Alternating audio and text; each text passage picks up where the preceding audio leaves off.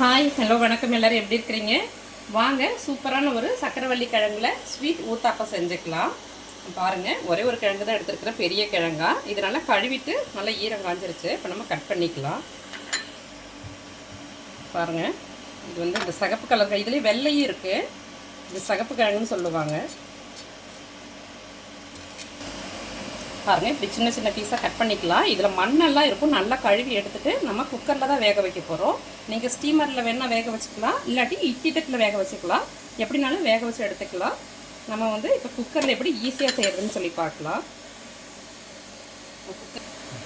Cooker எடுத்துகிட்டு நல்லா ஒரு செம்பளவு தண்ணி ஊற்றிட்டு, சின்னதாக இது மாதிரி இருக்கும் இல்லையா, இதை திருமணம்னு சொல்லுவாங்க, அதை உள்ளே போட்டு சின்ன தட்டு ஒன்று உள்ளே வச்சிடலாம். இப்போ வந்து நம்ம எல்லா கிழங்கையும் இந்த தட்டில் வச்சிடலாம். ஸ்டீமரில் வேணால் வச்சுக்கலாம், இல்லை இட்லி தட்டிலையும் வேக வச்சுக்கலாம். ஒரு 10 நிமிஷம் இட்லி பானையிலலாம் வந்துச்சுன்னா ஒரு 10 நிமிஷம் வெந்தால் போகும். இது வந்து ஒரு 3 to 4 நிமிஷத்துலேயே விசில் வந்துடும். நமக்கு ஒரு 2 விசில் வந்தால் போதும், 2 to 3 விசில். நம்ம உப்பு எதுவும் சேர்க்க வேண்டாம். விசில் போட்டுக்கலாம். நம்ம தண்ணிலேயே வேக வச்சோன்னா தண்ணி நல்லா கொத்துக்கும். அதனால் இது மாதிரி உள்ளே ஒரு தட்டு வச்சு நம்ம வேக வச்சு எடுத்துட்டோன்னா ஈஸியாக வெந்துடும். நல்லா 3 விசில் வந்துருச்சு, ப்ரெஷர் அடங்கிருச்சு. நம்ம இப்போ கிழங்கு எடுத்துக்கலாம்.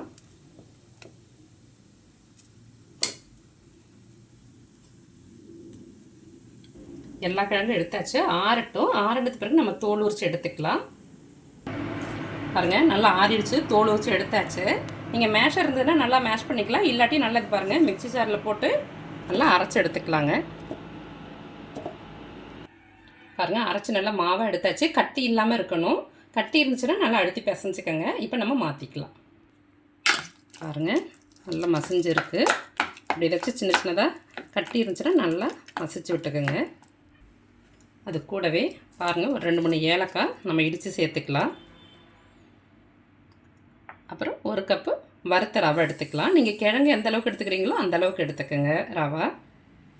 நான் ஒரு பெரிய கிழங்கு எடுத்துட்டேன், அதனால் சின்ன கப்பில் 1 கப்பு ரவை எடுத்தாச்சுங்க.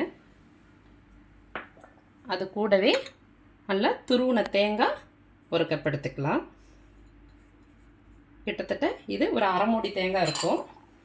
அது கூட இதில் ஏற்கனவே இது வந்து ஸ்வீட் பொட்டேட்டோ, அதில் கொஞ்சம் இனிப்பு இருக்கும். அது கூட கொஞ்சமாக நம்ம நாட்டு சர்க்கரை சேர்த்துக்கலாம். நீங்கள் வெள்ளை சர்க்கரை எது வேணாலும் சேர்த்துக்கோங்க. கூடவே காய்ச்சி ஆற வச்ச 1 கப்பு பால் சேர்த்து எல்லாத்தையும் நல்லா கலந்துக்கலாம். ரவை ஊறணும். நம்ம வந்து இப்போ நல்லா கரைச்சிக்கிட்டு, நமக்கு வந்து பத்தாட்டி நம்ம இட்லி மாவு கரைப்போம் இல்லையா, கெட்டியாக ஊத்தாப்பத்துக்கெல்லாம், அது மாதிரி நம்ம கரைச்சி எடுத்துக்கணும். இப்போ ரவை ஊறி வரும், இப்போயே திக்காக இருக்குது. நம்ம பார்த்துட்டு தண்ணி சேர்த்துக்கலாம். நல்லா கலந்து எடுத்துக்கலாங்க. பாருங்கள், நல்லா கலந்தாச்சு. ரொம்ப கெட்டியாக இருக்குது. இப்போ ரவை வந்து ஊறவும் இன்னும் கொஞ்சம் கெட்டியாயிரும். அதனால் நம்ம தண்ணி சேர்த்து கலந்துக்கலாம். கொஞ்சமாக பிஞ்சு சால்ட்டு சேர்த்துக்கலாம். கொஞ்சம் ஸ்வீட் டிஷ்ஷுங்கிறதுனால நம்ம சால்ட்டு சேர்க்கும் போது அந்த இனிப்பை வந்து நல்லா என்ஹான்ஸ் பண்ணி கொடுக்கும். பாருங்கள், ரொம்ப கம்மியாக சேர்த்துக்கலாம். நம்ம ஏற்கனவே உப்பு சேர்த்து வேக வைக்கல கிழங்குக்கு. இப்போ நல்லா கலந்து வச்சிடலாங்க. அதான் இட்லி மாவு பக்குவத்துக்கு கலந்து வச்சிடலாம். ஒரு 10 நிமிஷம் அப்படியே ஊறட்டும். பாருங்கள், மாவு நல்லா 10 நிமிஷம் ஊறிடுச்சு. பாருங்கள், இந்த நாட்டு சக்கரை கலந்ததுனால இந்த கலரில் இருக்குது. நீங்கள் வேணால் வெள்ளை சக்கரை கூட கலந்துக்கலாம். இப்போ நம்ம ஊற்றிடலாம். நம்ம தோசை கல்லில் ஊற்றிக்கலாம்.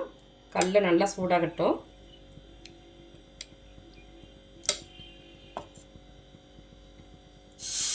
கெட்டியாக ஊற்றிக்கோங்க, ரொம்ப ஸ்ப்ரெட் பண்ண வேண்டாம். ஏன்னா கிழங்கு இருக்குது இல்லையா, அது கொஞ்சம் கொல கொலன்னு இருக்கும். ரொம்ப கிழங்கு சேர்க்கக்கூடாது. கிழங்கு எந்த அளவுக்கு எடுக்கிறோமோ அந்த அளவுக்கு ரவை சேர்த்துக்கணும். வெள்ளை எள்ளு இருந்துன்னா நீங்கள் வெள்ளை எள்ளு தூவிக்கலாம். நான் கருப்பு எள்ளு தான் இருக்குது, நான் கருப்பு எள்ளு போட்டிருக்கிறேன். ஆமாம், சர்க்கரை சேர்த்துருக்கிறதுனால சீக்கிரம் ப்ரௌன் ஆகும். அதனால் மீடியம் ஃப்ளேமில் வச்சுக்கோங்க. மீடியம் இல்லை சிம்மில் கூட வச்சு நம்ம சுட்டு எடுத்துக்கலாம். கொஞ்சம் வேகிறதுக்கு டைம் எடுக்கும். லேசாக எண்ணெய் ஊற்றிக்கலாம். நீங்கள் வேணும்னா நெய் கூட சேர்த்துக்கலாம். நம்ம அப்படியே திருப்பி போட்டாச்சுங்க. கொஞ்சம் மாவு நம்ம சக்கரவள்ளி கிழங்கு நல்லா அது கொஞ்சம் கொல கொலன்னு இருக்கும் இல்லையா, அதனால் ரொம்ப உங்களுக்கு ஊற்றுறதுக்கு வந்து கரெக்டாக இல்லை அப்படின்னா 1 ஸ்பூனு நம்ம அரிசி மாவு சேர்த்து கலந்துக்கலாங்க. அப்போ நல்லா திக்காகிக்கும். இது நாட்டு சக்கரை சேர்க்கவும் அப்படியே கொஞ்சம் மெல்ட் ஆகிட்டே இருக்குது. பாருங்கள் நல்லா ரெடி ஆயிடுச்சு. இது மாதிரி கொல கொலன்னு இருக்கிறதுனால நமக்கு வந்து திருப்புறத்துக்கு வந்து கொஞ்சம் சிரமமாக இருக்குது. அதனால் ஒரு ஸ்பூனு அரிசி மாவு நம்ம சேர்த்துக்கலாம். இடியாப்ப மாவோ இல்லை பச்சரிசி மாவோ எந்த அரிசி மாவு இருந்தாலும் ஒரு ஸ்பூன் சேர்த்து கலந்துக்கிட்டோம்னா சீக்கிரமாக ரெடி ஆயிரும். இந்த மாதிரி ஒட்டாது கரண்டியில எல்லாம். நெய் போட்டு சுட்டோன்னா நல்ல வாசனையாக இருக்கும். பாருங்கள் இப்போ நல்லா ரெடி ஆச்சு, நம்ம எடுத்துக்கலாம். பாருங்கள் ஒரு 4-5 நான் செஞ்சுட்டேன். சூப்பராக நல்ல ஈவினிங் ஸ்நாக்ஸு இல்லை மார்னிங் பிரேக்ஃபாஸ்ட் கூட இதை எடுத்துக்கலாம். ரொம்ப ஹெல்த்தியான டிஷ்ஷு. உங்களுக்கே தெரியும்ல சக்கரவள்ளி கிழங்குல அவ்வளோ சத்து இருக்குது. நீங்களும் இது மாதிரி செஞ்சு சாப்பிடுங்க. சக்கரவள்ளி கிழங்கு இனிப்பு ஊத்தாப்பம் நீங்களும் இது மாதிரி செஞ்சு சாப்பிட்டு ஆரோக்கியமாக இருங்க. Okay bye, thank you.